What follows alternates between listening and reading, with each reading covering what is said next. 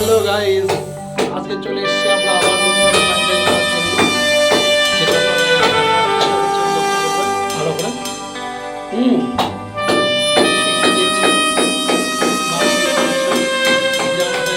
ভিতর থেকে ঠান্ডা জিনিসপত্র চলে এসছে।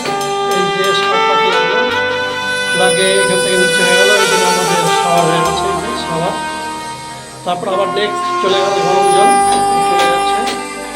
এখানে আমাদের ছোট কাজ শর্টের মধ্যে হচ্ছে। এবার যেহেতু গিজার ঠান্ডা জলটা আমরা নেইনি, ওর পাশেই আমরা এই যে এখানে আবার ফুটা করে দেবো, জলের স্পিডটা বেশি হবে। হ্যাঁ,